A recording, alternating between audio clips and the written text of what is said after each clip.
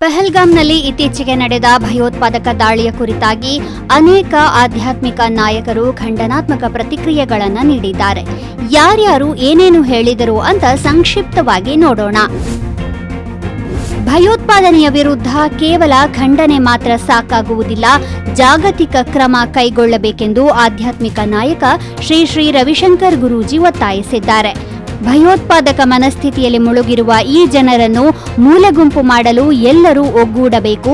ಜಗತ್ತಿನ ಎಲ್ಲೆಡೆ ಇಂತಹ ಬೋಧನೆ ನೀಡಲಾಗುತ್ತಿರುವುದರಿಂದ ಅದನ್ನು ಮೊಳಕೆಯಲ್ಲೇ ಚಿವುಟಬೇಕು. ಈ ಅಮಾನವೀಯ ನಡವಳಿಕೆಯಿಂದ ಮುಗ್ಧ ಜನರ ಜೀವಗಳು ಗುರಿಯಾಗುತ್ತಿವೆ. ಇದನ್ನು ನಿರ್ಮೂಲನೆ ಮಾಡಬೇಕು ಎಂದು ಅವರು ಹೇಳಿದ್ದಾರೆ.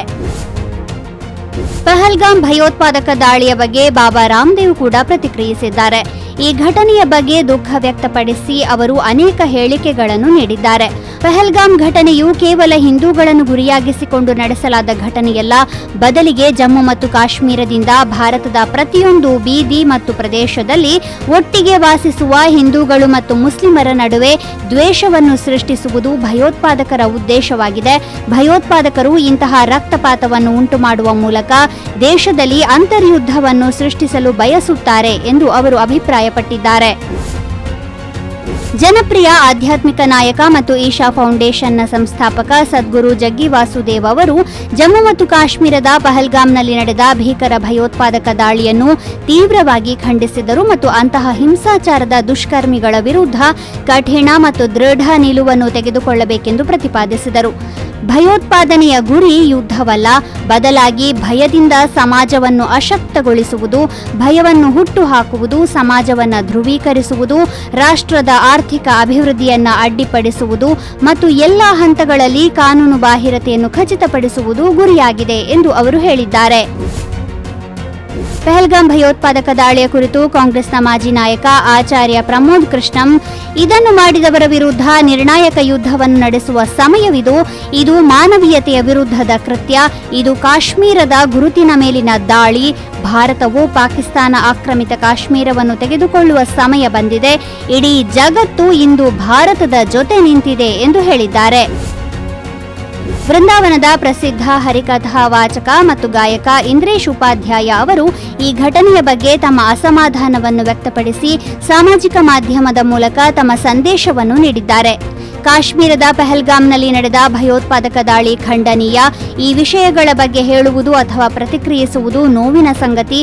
ಆದರೆ ಭಾರತದಲ್ಲಿ ಹಿಂದೂವಾಗಿರುವುದು ಅಪರಾಧವಾಗಿದೆಯೇ ಎಂದು ಅವರು ಬೇಸರ ವ್ಯಕ್ತಪಡಿಸಿದ್ದಾರೆ. ಮಥುರಾದ ಪ್ರಸಿದ್ಧ ಹರಿಕಥಾ ವಾಚಕ ಶ್ರೀ ಪುಂಡರೀಕ ಗೋಸ್ವಾಮಿ ಅವರು ಪ್ಯಾಂಟ್ ಬಿಚ್ಚುವವರ ಶಿರಚ್ಛೇದ ಮಾಡಬೇಕೆಂದು ನಾನು ಸರ್ಕಾರವನ್ನು ವಿನಂತಿಸುತ್ತೇನೆ ಎಂದು ಹೇಳಿದರೆ, ಭಾರತದಲ್ಲಿ ಹಿಂದೂವಾಗಿರುವುದು ಮಾರಕವಾದರೆ ಇದಕ್ಕಿಂತ ದೊಡ್ಡ ದುರದೃಷ್ಟ ಇನ್ನೊಂದಿಲ್ಲ ಎಂದು ಬಾಗೇಶ್ವರ ಧಾಮದ ಧೀರೇಂದ್ರ ಕೃಷ್ಣ ಶಾಸ್ತ್ರಿ ಹೇಳಿದರು. ಪ್ರಸಿದ್ಧ ಹರಿಕಥೆಗಾರ ಪಂಡಿತ್ ಪ್ರದೀಪ್ ಮಿಶ್ರಾ ತಮ್ಮ ಹರಿಕಥೆಯ ಸಮಯದಲ್ಲಿ ಒಂದು ದೊಡ್ಡ ಹೇಳಿಕೆಯನ್ನು ನೀಡಿದ್ದಾರೆ. ಜಮ್ಮು ಮತ್ತು ಕಾಶ್ಮೀರದ ಪಹಲ್ಗಾಮ್ನಲ್ಲಿ ನಡೆದ ಭಯೋತ್ಪಾದಕ ದಾಳಿ ಮತ್ತು ಪಶ್ಚಿಮ ಬಂಗಾಳದಲ್ಲಿನ ಹಿಂದೂಗಳ ಮೇಲಿನ ದೌರ್ಜನ್ಯವನ್ನು ಉಲ್ಲೇಖಿಸಿದ ಅವರು, ಈಗ ಪ್ರತಿಯೊಬ್ಬ ಹಿಂದೂವು ಆತ್ಮರಕ್ಷಣೆಗೆ ಸಿದ್ಧವಾಗಬೇಕಾದ ಸಮಯ ಬಂದಿದೆ ಎಂದು ಹೇಳಿದ್ದಾರೆ. ಪಹಲ್ಗಾಮ್ನಲ್ಲಿ ನಡೆದ ಭಯೋತ್ಪಾದಕ ದಾಳಿಯ ಬಗ್ಗೆ ಸಂತ ಪ್ರೇಮಾನಂದ ಮಹಾರಾಜ್ ಅವರು ಕೂಡ ಆಕ್ರೋಶ ವ್ಯಕ್ತಪಡಿಸಿದ್ದಾರೆ. ವೃಂದಾವನದಲ್ಲಿ ಅವರು ಮಾತನಾಡುತ್ತಾ, ದಾಳಿಕೋರರ ಬುದ್ಧಿಶಕ್ತಿ ಭ್ರಷ್ಟವಾಗಿದೆ. ಈ ದುಷ್ಟರನ್ನು ನಾಶ ಮಾಡಬೇಕು. ಇತರರಿಗೆ ಹಾನಿ ಮಾಡಲು ಹೇಳುವ ಧರ್ಮ ಅದೆಂಥ ಧರ್ಮ ಎಂದು ಪ್ರಶ್ನಿಸಿದ್ದಾರೆ.